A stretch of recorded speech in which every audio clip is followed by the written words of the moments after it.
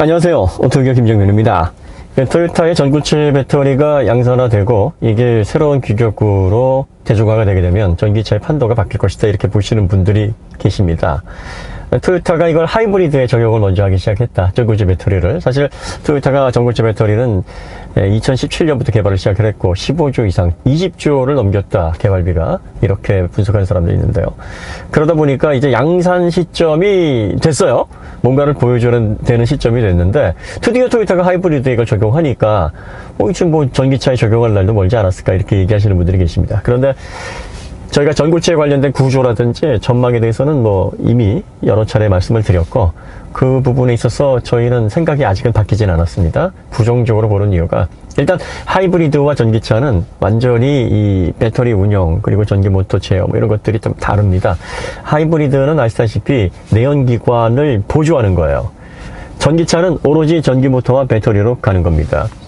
전기차는 방전 영역, 그 다음에 완충 영역의 몇 퍼센트, 한 3, 4%, 4, 5%를 제외한 전체를 사용을 해야 됩니다. 그런데 하이브리드는 그렇지 않습니다. 하이브리드는 대략적으로 배터리의 용량의 한 30% 정도만 사용을 합니다.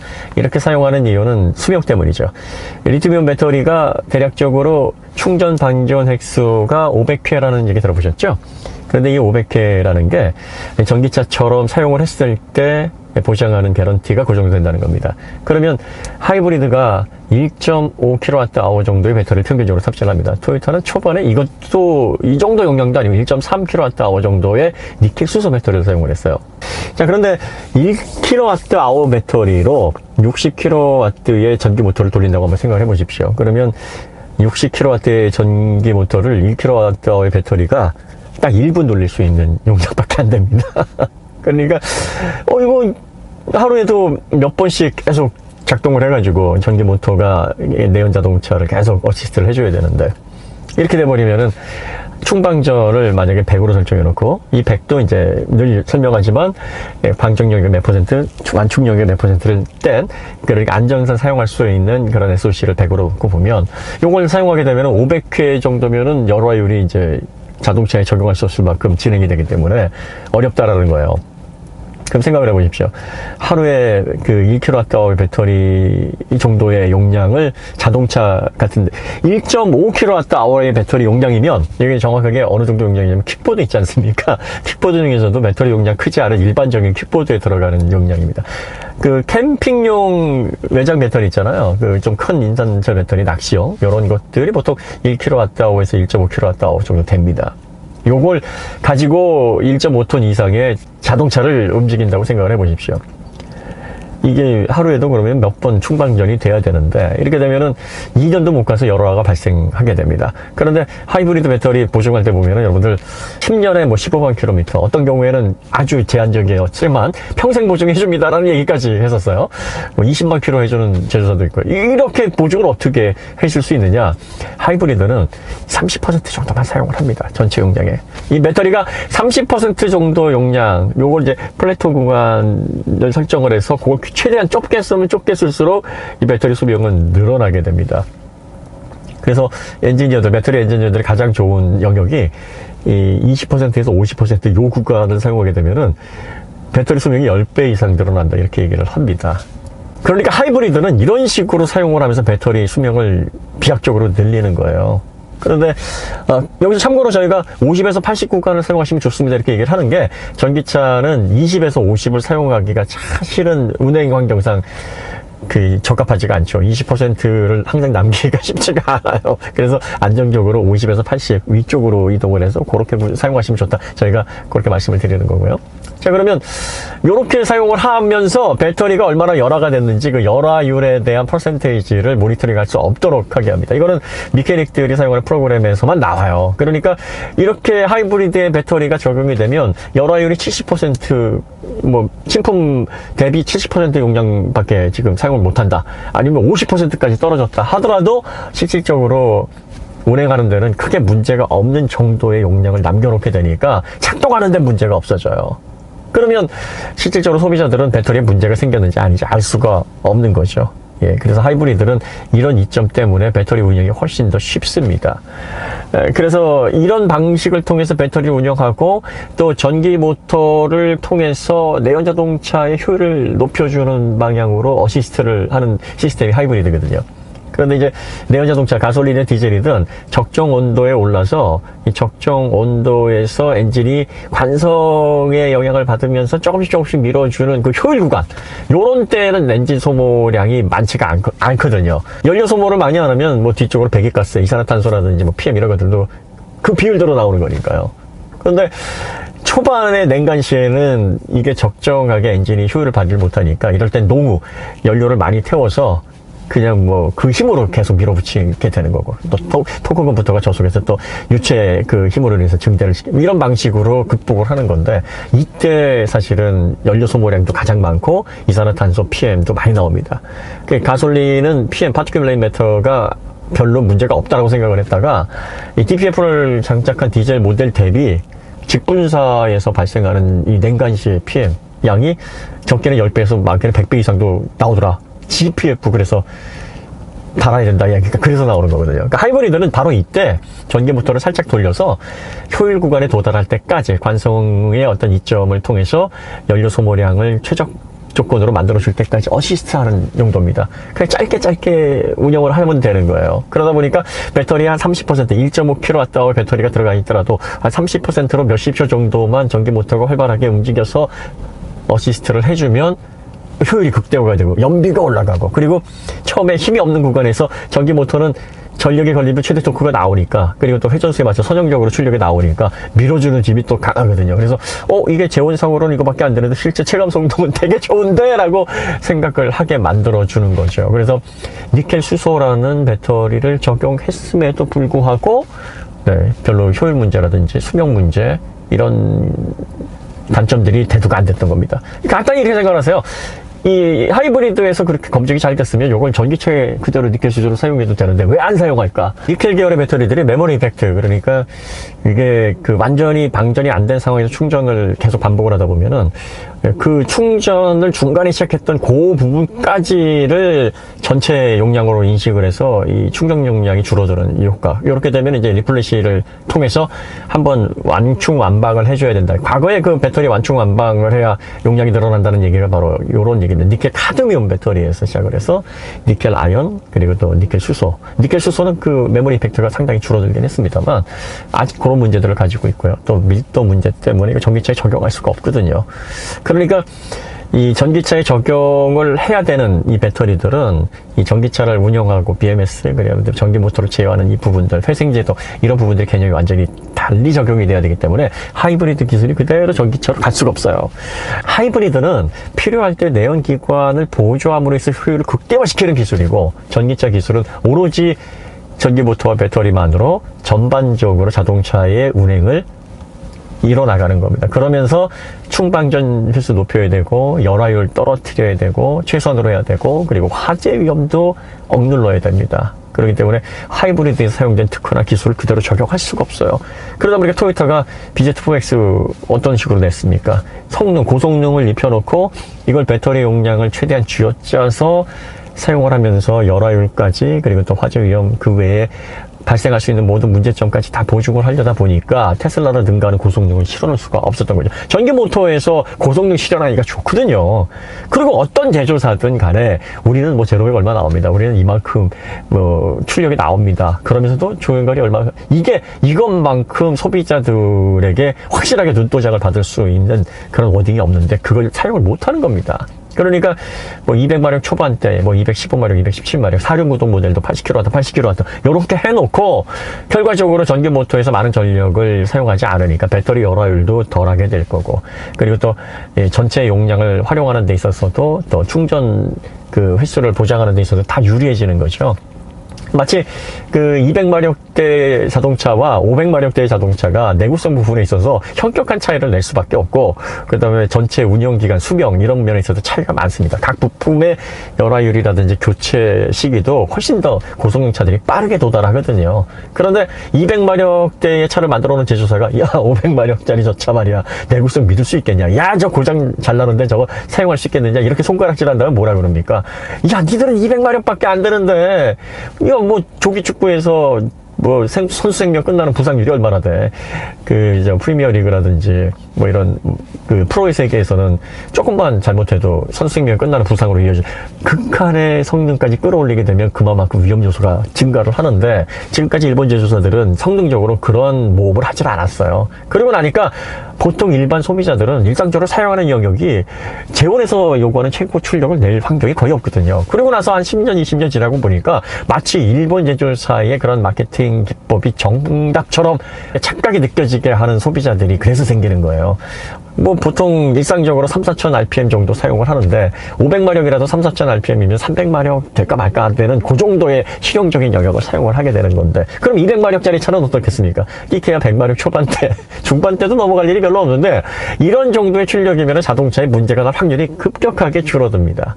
결과적으로 전기차도 그런 식으로밖에 액션할 수밖에 없었던 게, 하이브리드에 최적화되어 있는, 하이브리드에 맞춰진 전동화 기술로 전기차 대비되지 않은 파괴적인 이노베이션 을 통해서 새로운 기술을 통해 시장을 리딩하고자 하는 그런 준비가 안 돼 있는 토요타에게는 지금 BZ4X와 같은 그런 정도의 준비가 최선이다라고 밖에는 볼 수가 없는 상황이고요.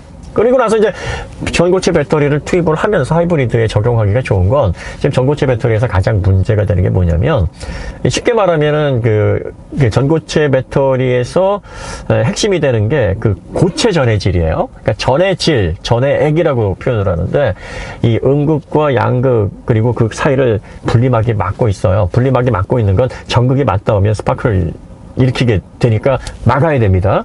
그리고 그 사이를 액체 전해액, 요게 6불화 인산 리튬이 사용이 되고, 이 전해액은 뭐로 구성이 되어 있냐면은 솔트, 이게 6불화 인산 리튬입니다. 요걸 용제라고 하고요. 용제가 해리된 상태에서 용매에 녹아 있는 상태로 들어가게 되는데, 그 용매가 솔벤트입니다. 그리고 이제 안정화를 시키는 몇 가지의 첨가물, 요걸로 이렇게 세 가지로 구성이 되어 있어요.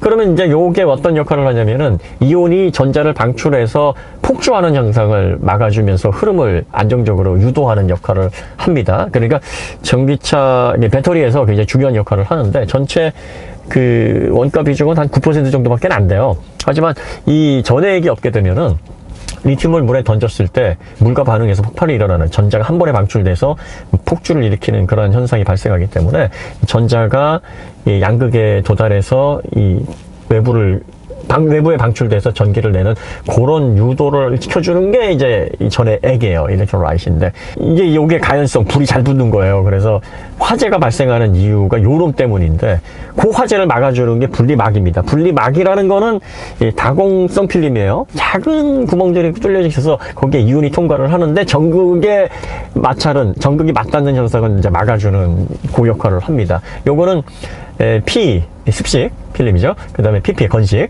요거를 사용을 하는데, 고분자 필름을 사용을 하는데, 요즘은 PPP를 얇게 해서 3개의 막으로 해서 거기에다가 또 세라믹까지 코팅을 하는 방식의 공법이 많이 사용이 됩니다. 왜냐하면 최대한 얇게 사용을 해야 돼요.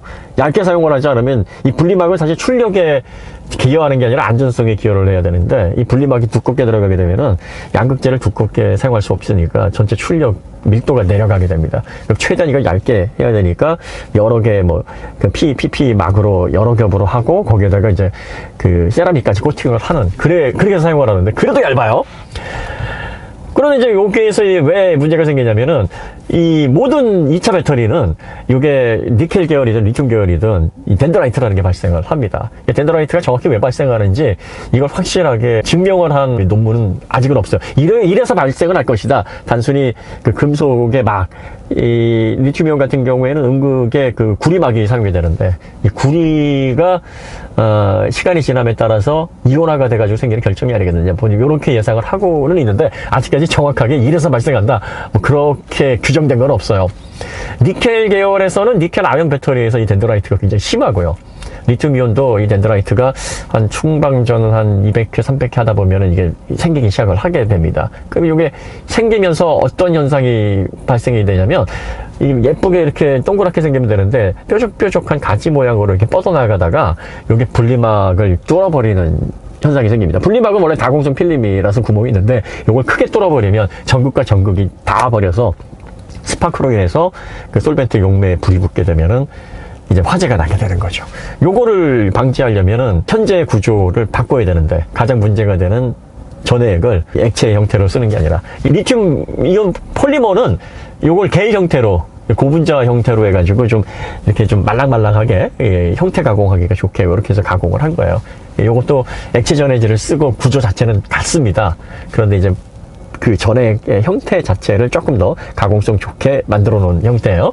근데 이제 요거를 아예 매트를 사용해서 이게 사실 액체 전해질이든 뭐 금속 전해질이든 이온만 잘 통과할 수 있으면 문제가 없거든요. 그리고 금속이라 그래도 이온이 안 통하는 건 아니니까 그러면 이 액체 전해질만큼 이온이 잘 통과할 수 있고 그러면서 아예 전극을 떨어뜨려 버리면 되니까 그러니까 붙게 안 하게 되면 되는 거예요. 그러면 가운데 분리막을 쓸 일도 없고 액체 전해질이 스파크로 인해서 불이 붙어서 화재가 날 염려도 비약적으로 낮아지니까. 그렇다고 해서 에너지를 내는 모든 물질들은 화재 위험에서 완전히 벗어나는 건 아닙니다. 하지만 안전성이 크게 확보가 되니까 이렇게 만들자라고 해서 전고체에 대한 연구가 시작이 된 거고, 그걸 가장 먼저 한 게 이제 토요타입니다. 토요타가 전고체에 목을 매는 이유가 있어요. 왜냐면은 이 배터리가 1차 배터리, 2차 배터리 이렇게 나뉘게 되고, 화학전지, 그리고 또 물리전지 이렇게 나뉘게 되고, 화학전지라는 것은 우리가 일반적으로 사용하는 뭐 1차 전지, 2차 전지 이런 전지고요. 물리전지라는 것은 뭐 태양광 배터리 사용을 하는 이런 것들을 물리배터리라고 얘기를 합니다. 자, 그러면 이제 배터리가 사실 그 정확한 명칭은 아니에요. 전지가 맞는 표현입니다. 배터리는 조합이라는 뜻이에요. 야구에서 그 투수, 포수 조합을 배터리라고 얘기하잖아요. 그러니까 셀이 여러 개가 합쳐져 가지고 전력을 저장해서 공급하는 장치를 배터리라고 하는 거고, 그 배터리를 기본적으로 구성하고 있는 셀, 요걸 전지라고, 원래 이게 전지가 맞습니다. 그래서 리튬이온 전지, 니켈 수소 전지 뭐 이렇게 얘기하는 게 맞는데, 요 전지가 1차 전지가 먼저, 그러니까 충전이 안 되는 1차 전지가 먼저 개발이 됐는데, 갈바니가 그 개구리를 대상으로 해서 전기 실험을 했던 요게 이제 1780년도였는데 볼타형을 부정을 했죠. 아, 그거 아니야. 그러면서 볼타 전퇴라는 거를 1796년인가요? 만들어 놓고 이제 1800년도에 들어서 볼타 전지라는 게 나오게 됩니다. 요게 이제 출발입니다. 그러면서 요게 1888년도에 가스너에 의해서 건전지, 드라이 형태로 해서 건전지가 만들어져서 요게 대조가 되기 시작한 거죠. 오늘날의 형태가 가스너의 그 건전지 형태입니다. 그리고 이제 2차 전지는 1859년에 가스턴 플란테라는 물리학자가 납축전지 형태로 만들었는데, 이게 놀랍게도 160년 동안 지금 자동차의 시동 배터리로 사용이 되고 있어요. 무려 160년 동안. 아. 그리고 이제 니켈 카드뮴, 니카드 전지라고 하는 거, 그 껌전지 소형 전자제품들에 많이 사용을 했었죠. 공구에도 많이 사용되고, 이 니켈 카드뮴 전지는 1899년도에 개발이 됐습니다. 근데 개발을 딱 해놓고 나니까 카드뮴이 독성 물질이거든요. 그래서 에디슨이 야, 여기다가 니켈 철로 만들자, 음극을 철로 만들어서 바꾸자. 당시에는 이게 비싸서 대중화가 못 됐고, 또 에디슨이 야, 여기다 아연을 쓰게 되면 아연이 또 산화가 잘 되는 금속이니까 칼카나마 알아서 해? 뭐. 그러면 또 아연을 좀 써서 해보자 했는데, 당시는 아연을 음극으로 사용을 해서 만들 수 있는 그런 니켈 아연 배터리의 기술이 없어서 이게 1970년대에 대중화가 되기 시작을 합니다. 자, 근데 토요타가 하이브리드라는 개념, 이 개념을 왜 생각을 했냐면, 이 전기차가 사실은 1800년대 중반서부터 전기자동차를 전기자동차로 이렇게 만들면 되게 효율이 좋을 거야, 이런 생각을 공학자들이 했었어요. 그래서 페르디난드 포르쉐도 믹스테라는 하이브리드, 직렬 하이브리드를 만들어서 엔진이 발전을 해서 전기 모터, 배터리 사용해서 인류 모터로 돌리는 요걸 만들어냈거든요.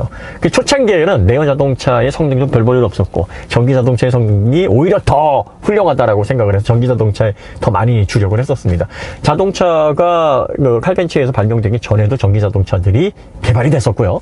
그리고 미국의 경우에서도 1900년대 초반에 뉴욕에 전기 택시들이 많았어요. 그럼에도 불구하고 전기 자동차가 사장이 됐던 이유가 배터리 때문입니다. 초기에는 이제 납축 배터리를 사용했는데, 이 납축 배터리는 황산화 문제, 전극이 떨어져가는 문제, 이런 문제 때문에 제대로 된 출력, 수명 보장할 수가 없었어요. 그러다 보니까 충전을 할 수 있는 전력량 공급도 변변치 않았고요. 인프라 문제, 그 다음에 효율 문제 때문에 내연 자동차에 밀렸던 거예요. 그러다 보니까 사장이 됐다가, 그러다가 이제 토요타에서 야, 이 하이브리드 개념을 아예 전기차로 만드는 게 아니라 내연 자동차를 보조할 수 있게 그 성능을 이렇게 어시스트용으로 만들게 되면 효율이 극대화될 거야. 그러면 배터리를 못 쓰지? 처음에는 납축전지를 가지고 1960년대 후반부터 연구가 됐었어요. 그러다가 카드뮴을 한번 써보자. 니켈 계열의 배터리를 한번 써보자 해서 니켈 카드뮴을 사용을 하다가 1970년대 넘어오면서 니켈 아연으로 이걸 변경을 하려고 했는데 니켈 아연이 덴드라이트 문제가 상당히 심각합니다. 2차 배터리 중에서 덴드라이트가 가장 많이 발생하는 그 형태가 니켈 아연이에요. 그러다가 고심을 하던 차에 1985년에 아키라 박사님이 리튬 이온이라는 거를 만들어냅니다. 이걸 토요타가 주목을 하진 않은 건 아니에요. 주목을 했는데 뭐가 문제였냐면 사실 이게 리튬 이온 배터리가 처음 개발된 게 1971년도거든요. 구진호프 교수님, 그 다음에 휘팅허 교수님이 메틀 전극, 리튬 메틀 음극을 사용해서 이걸 만들었는데 여기 음극에서 덴드라이트가 발생하게 되면 그냥 바로 화재가 나는 굉장히 불안정한 배터리가 돼버렸어요. 초기에는. 그래서 이거를 건전지 형태로, 일회용 1차 전지 형태로 밖에는 사용을 못했습니다. 그러다가 요거를 이제 흑연으로 재충전을 해도 화재가 나지 않도록 안정화를 시킨 그라파이트로 이온을 이렇게 층층이 쌓아놓고 전지와 결합시키면 이거 충전 안정성이 크게 확 높아진다 라고 해서 요 방식을 고안한 분이 이제 그 아키라 박사님, 일본에 1985년도에 리튬이온 배터리가 특허가 나오고 실제 양산 제품이 나오니까 토요타가 고민을 했어요. 이걸 사용해야 되는 거 아니야? 그런데 당시에 이게 비용이 굉장히 큰 문제였습니다. 너무 비쌌어요.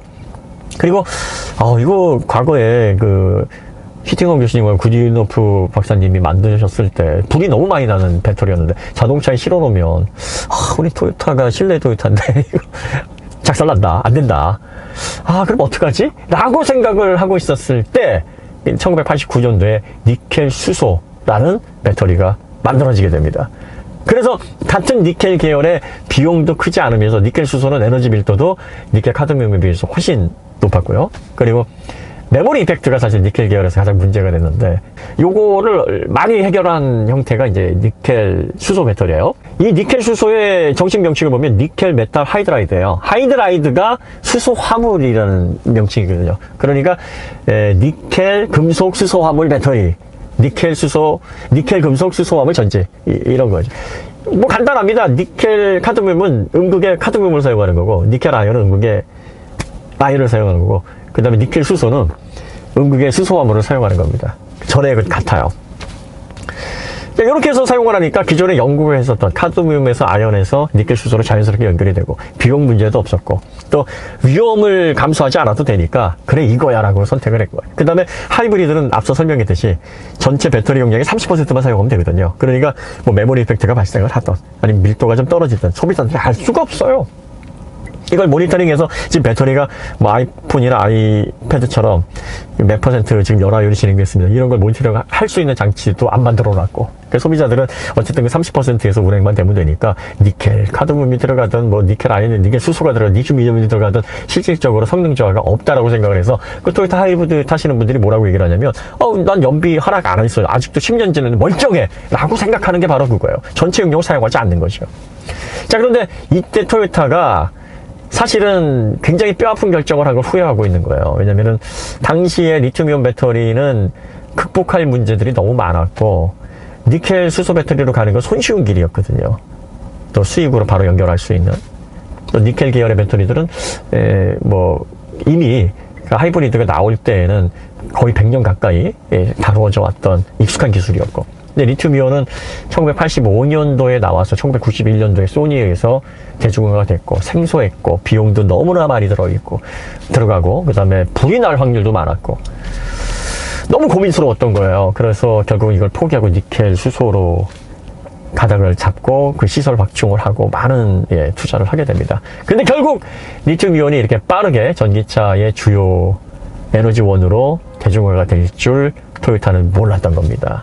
그러니까 지금 전고체에 그 토요타가 주력을 하는 것도 그 당시 니켈 수소의 손쉬운 선택에 대한 반성인 거예요. 더 이상 우리는 손쉬운 선택을 하지 않겠다. 더 이상 우리는 효율 위주의 선택이 아니라 판을 뒤집을 수 있는 그야말로 차세대 지속 가능한 발전에 부합하는 그런 엄청난 에너지원 배터리를 만들어서 그걸로 흐름을 이제는 잡아내겠다. 전고체에 주력하는 이유가 바로 그겁니다.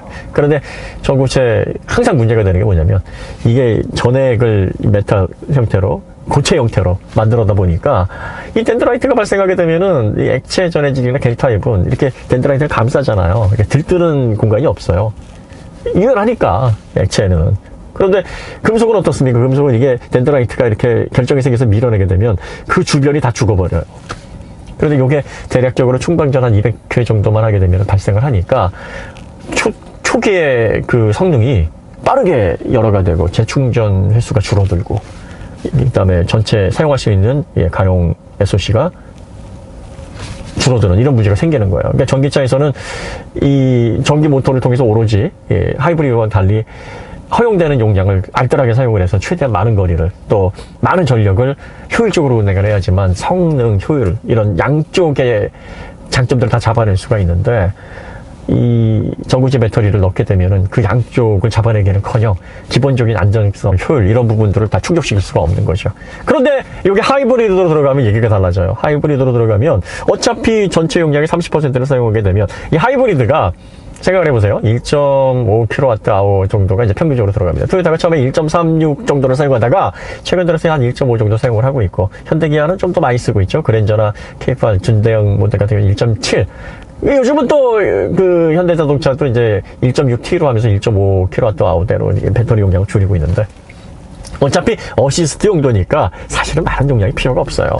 그 내연 자동차에서 가장 문제가 되는 게 온도가 적정 수준으로 오르지 않고, 그 다음에 자동차가 움직이면서 관성을 이용할 수 없는 그 환경인데, 처음 출발할 때는 이제 차를 무거운 상태에서 차가운 상태에서 이 열기관이 효율을 발휘하면서 차를 움직이게 해야 되니까 관성을 크게 저항을 해야 되고, 그 다음에 효율이 안 나오니까 연료를 막 들이부어서 효율을 만들어내야 됩니다. 그래서 노후가 되게 되죠. 근데 초반에 보시면은 오래된 차들이 시동 딱 걸면은 막 내연이 팍 뿜어져 나오는 게 바로 그것 때문이에요. 그래서 이제 어느 정도 속도가 붙고 엔진 열이 오르게 되면 이제 최적 구간으로 들어가서 연료 소모량이 크게 줄어들게 됩니다. 전기 모터는 60kW 정도의 출력만 들어가도 이게 초반부터 최대 토크가 나오고요. 그 다음에 회전수에 따라서 출력이 선형적으로 나오니까 엔진이 초반에 힘이 없을 때 조금만 밀어줘도 체감 성능이 확 좋아지거든요. 그리고 이때 농으로 연료를 많은 양을 분사를 하지 않아도 되니까 연비 효율이 크게 향상이 돼버립니다. 그 다음에 가속할 때라든지 아니면 뭐 정숙 주행할 때도 조금씩 필요한 구간에서 어시스트를 해주게 되면 내연 자동차의 모든 부분들이 다 좋아집니다. 그런데 이렇게 해서 사용하려면 배터리가 뭐 전체 용량이 다 필요도 없고 1.5kWh라고 해도 한 30% 정도만 잘라서 하면 되고, 더군다나 이 30% 정도로 좁게 충방전을 시켜버리면 배터리 수명은 20에서 50 정도 그 구간을 사용하게 되면 배터리 엔지니어들이 최대 10배까지도 수명이 늘어난다, 이렇게 얘기를 하고 있습니다. 리튬이온 배터리가 대략적으로 충방전이 안전마진을 뺀 전체 용량을 충방전 시켰을 때 500캔이니까 이렇게 30%로 줄여서 사용을 하게 되면 10배, 5000회까지도 기대가 가능해지는 거예요. 이 말은 다시 말해서 하이브리드에 들어가는 배터리 BMS 기술과 모터 제어 기술이 전기차에 그대로 적용이 될 수 없다라는 얘기예요. 토요타가 30년간 팠던 거는 이렇게 자동차의 내연기관의 효율을 높이기 위해서 전기 모터 배터리를 어시스트로 사용하는 최적 구간을 찾아내는 그 연구였고 그 특허였지, 전체 사용할 수 있는 가용 용량의 100%를 매니지먼트에서 이걸 전기 모터, 예를 들어서 200kW라고 하면 200kW의 전기 모터가 들어가 있어요. 그러면 100kWh의 배터리라고 해도 풀로 돌리게 되면은 30분밖에 구동을 못 시킵니다. 그런데 30분 동안 얼마나 많은 거리를 갈 수가 있겠습니까? 그런데 전기자동차를 만드는 회사에서 이걸 최적 구간, 효율 구간을 최대한 쥐어짜서 막 450, 500km로 막 늘려놓는 그 BMS 그 기술력이 토요타에는 준비가 아직 안 된 거예요. 없다는 게 아니라 아직 전기자동차를 전반적으로 이 하이브리드가 아닌 전기모터 배터리만으로 운행을 제어할 수 있는 그런 최종 형태의 전기모터 전기자동차 기술에 주력을 하지 않았기 때문에 테슬라라든지 폭스바겐 그리고 또 현대기아처럼 전기자동차로 완벽하게 파괴적인 이노베이션으로 전환한 기업들이 이 부분에 있어서 기술이 떨어질 수밖에 없어요. 그러다 보니까 결과적으로 낼 수 있는 그 결과물이 출력 제한을 할 수밖에 없는 겁니다. 그 출력을 높게 사용을 하고 강한 출력을 사용하다 보면은 배터리 전력 소모량도 많아지고, 그에 따른 배터리의 열화, 충방전 횟수 저하, 그 다음에 뭐 안전상, 뭐 화재, 억제 이런 것들이 다 비율적으로 올라갑니다. 이렇게 생각하시면 돼요. 내연 자동차 200마력대하고 500마력대가 내구성이 같을 수가 있나요?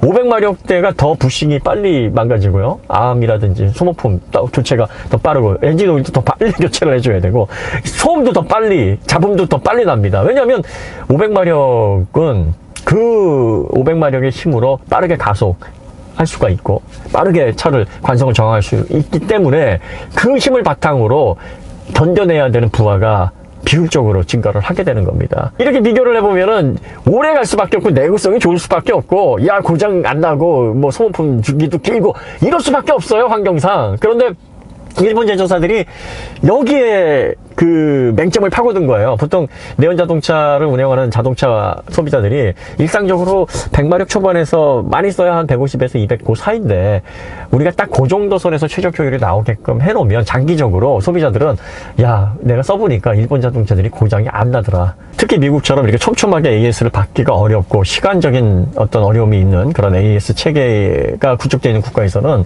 고장이 안 나야. 그리고 또 차가 없으면은 발이 묶이잖아요. 그래서 야 이런 부분을 파고들다 보면 우리가 신뢰의 제조사 그리고 믿을 수 있는 자동차 이런 어떤 인정을 받을 수 있고 릴라이빌리티가 크게 확대가 돼서 믿고 우리 차를 살 거야 라는 전략이 맞아떨어진 겁니다. 일본 차들 보면은 대략적으로 100마력 중후반대 높아야 200마력 초반대예요. 그 이상 넘어가는 차들이 볼륨 모델에서는 없습니다. 그럼 이렇게 구현돼서 내구성이 좋은 거 이게 정말 내구성이 좋은 거냐는 거지. 근데 사용자들은 오래 사용하다 보면은 결과적으로 이 상관관계를 잘 몰라요.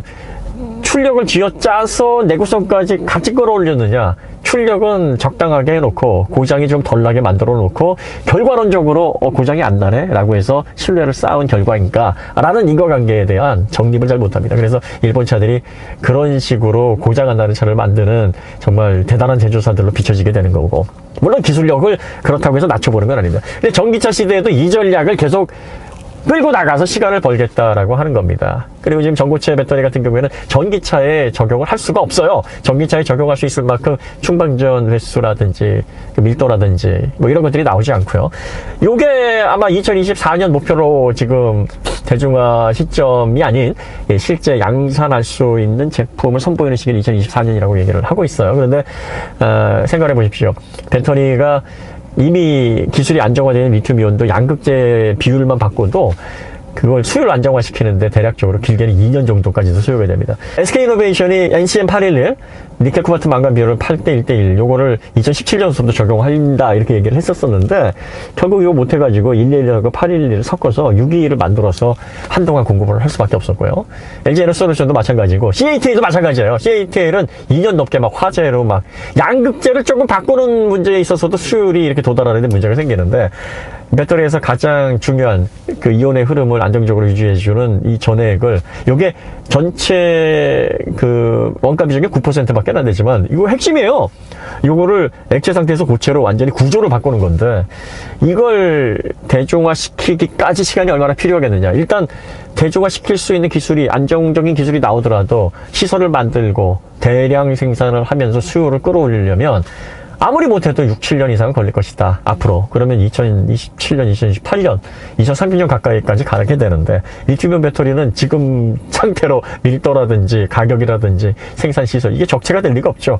7, 8년 정도 지나면은 지금보다 훨씬 더 가격은 내려갈 거고 밀도는 더 올라갈 거고 네, 생산량은 더 증대를 하게 될 건데 그러면 지금에 와서 7, 8년 후에 리튬이온 배터리가 발전하는 그 상태를 예상을 해서 그 이상의 결과물, 그 이상의 경제성, 그 이상의 수명 뭐 이런 것들을 다 보장을 해야 되는데 이럴 가능성이 얼마나 되겠느냐.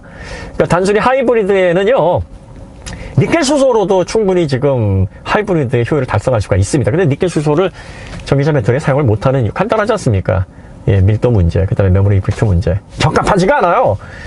그래서 전기차로 만들어 놓으면은 전기차의 경쟁이 크게 떨어지니까 적용을 못 하는 겁니다. 그런 배터리에는 사용 가능해요. 왜냐하면 소비자들이 모릅니다. 좁게 사용을 하기 때문에. 그리고 이렇게 좁게 사용하게 되면 덴드라이트로 인해서 전극이 열화가 되는 이런 비율도 크게 줄어듭니다. 이것도 낮은 성능의 자동차가 내구성이 더 오래 지속되는 거랑 같은 거예요. 그러니까 배터리가 이 최적 변화라든지 이온화가 일어나는 게 과방중 영역에서 더 많이 일어나고 거기에서 집중돼서 발생을 하는 건데 요거를 중간에 생선 몸통처럼 딱 띄어서 사용을 하게 되면은 덴드라이트 발생률도 아주 급격하게 내려가게 되는 겁니다. 그러면 전구체 문제에서 가장 수명을 단축시키고 열화의 큰 문제인 덴드라이트 문제도 하이브리드에서는 발생을 안 하게 되는 거죠. 그럼 하이브리드에 1.5kWh 정도로 해서 제한적으로 들어갈 수 있는 형태로 밖에는 당분간 사용이 안 되는 거예요. 지금 전구체의 위치가 딱 그렇게 밖에는 와 있지를 못합니다. 그럼 이걸 전기차에 적용을 하려면 덴드라이트 문제에서 비교적 자유롭고 열화율이 최소화되는 그런 새로운 물질, 지금 그걸 찾고 있어요. 4년이 넘었는데 이미 20조 이상이 투자. 그래서 이 토요타 같은 경우는 그럼에도 불구하고 이거 극복해야 된다. 왜냐하면은 니켈 수소로 손쉬운 결정을 하다 보니까 하이브리드에 이렇게 공을 많이 들여놨는데 이 2035년이면 하이브리드도 이제 퇴출이 되게 됩니다. 더 이상 끌고 나갈 수가 없어요. 전기차 시대에 이걸 다 적용을 해서 하려다 보니까 배터리의 운영 범위라든지 BMS의 세부적인 기술 특이점 이런 게 다 달라요. 만약에 이게 같았으면은 토요타가 테슬라 진작에 위협을 했죠. 보통 기술적인 위협이 안 되는데도 불구하고 기존의 신뢰라든지 명성, 그 다음에 규모 이런 것들을 유지하려고 하는 사람들이 내가 못해서 안 하는 게 아니야 뭐 이렇게 액션을 많이 하는데 지금 토요타가 그러고 있습니다. 그러니까 전고체 배터리에 대한 전망은 저희는 그렇게 밝지 않다라고 보고 있는데 뭐 절대라는 말은 없어요, 기술에. 그리고 토요타가 항상 일본 기업들이 항상 그래요. 데우스 엑스 마키나 개념이 좀 있어요. 데우스 엑스 마키나 고대 연극에서 이런 거죠. 도르래, 이게 바구니가 이렇게 위에서 아래로 내려오는 그 도르래 장치를 의미하는 말입니다. 주로 신이 등장하면서 문제를 해결하는 그 클라이막스에서 이제 그런 장치들을 사용을 했어요. 그러니까 요게 영화적인 어떤 기법에서도 초인적인 예를 들어서 무쌍을 선보이는 그런 슈퍼히어로 아니면 신 나타나서 모든 상황을 극복할 수 없는 상황을 한 방에 뒤집는 이런 개념이 좀 가지고 토요타도 이 데우스 엑스 마키나와 같이 전고체를 한번 가지고 판을 뒤집어 보겠다. 그리고 과거에 뼈 아프게 니켈 수소 쉬운 길을 선택했던 그 실수를 다시 반복하지 않겠다는 강한 의지가 거기 담겨져 있는데 실제적인 상황은 그렇게 토요타가 원하는 방향으로 유리한 방향으로 가고 있지는 않은 것 같다. 저희는 그렇게 생각하고 있습니다. 가볍게 드리는 말씀이고요. 이걸 통해서 여러분들이 반드시 그렇습니다 이렇게 생각해 주세요 라고 하는 거 아닙니다. 그리고 참고만 하시고 서로 이렇게 생각을 교환하는 방식으로 사용했으면 좋겠다 라고 해서 말씀드리는 거니까 너무 경직되게 왜 그렇게 확신을 하지? 왜 나한테 그걸 강요하지? 이렇게 생각 안 하셨으면 좋겠습니다. 오늘 이야기 여기서 마치도록 하고요. 더 좋은 콘텐츠로 찾아뵙도록 하겠습니다. 감사합니다.